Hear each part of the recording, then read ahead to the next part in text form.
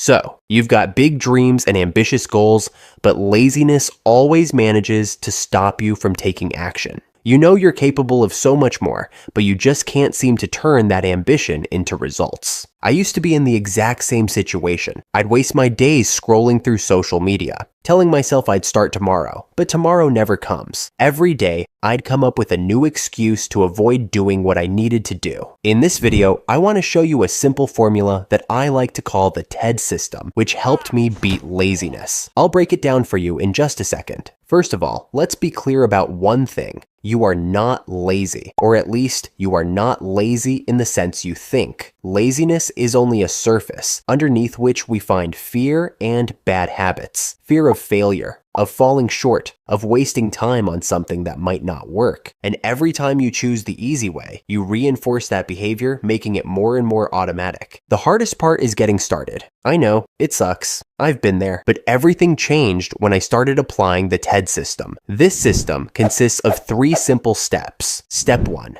Temptation bundling. We procrastinate because our brains crave instant gratification over results that take months or years to show. Temptation bundling helps by pairing something enjoyable with the task we tend to put off, making long-term rewards feel immediate. For example, you listen to your favorite podcast while doing cardio, or only watch your favorite show while tidying up your room. By transforming obligations into small moments of enjoyment, you make productivity feel less like a sacrifice and more like a natural part of your routine. Step 2. Establish momentum. Imagine having to push a stationary car. At first it seems impossible. The car is heavy and doesn't move an inch. But if you insist, at some point, the car starts moving. And once the car is moving, keeping it running becomes much easier. That's the secret. You have to create momentum. And the easiest way to do that is to reduce the difficulty of the first step. If you want to work out, don't think about an hour at the gym. Think about 10 push-ups. If you want to read a book, don't think about 300 pages. Read a paragraph. This approach makes everything feel less overwhelming and gives you an instant win. And once you complete these small steps, you'll feel good and naturally want to keep going. Step 3. Drive with discipline. Once you've got momentum going, the next step is keeping it. And that's where discipline comes in.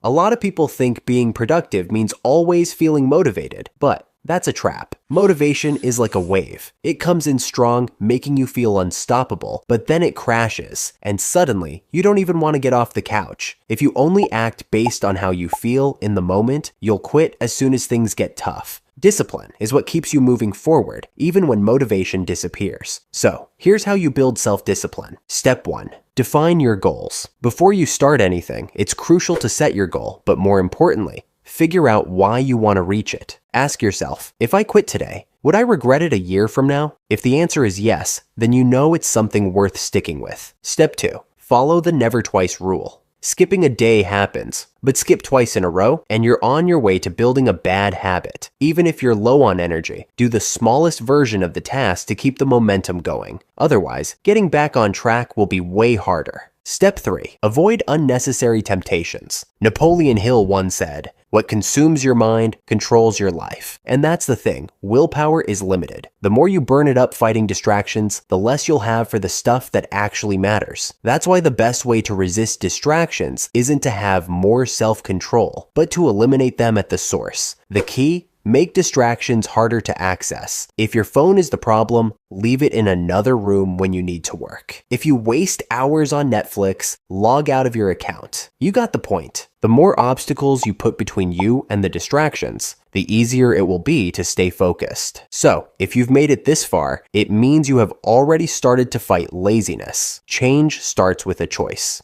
and that choice is yours.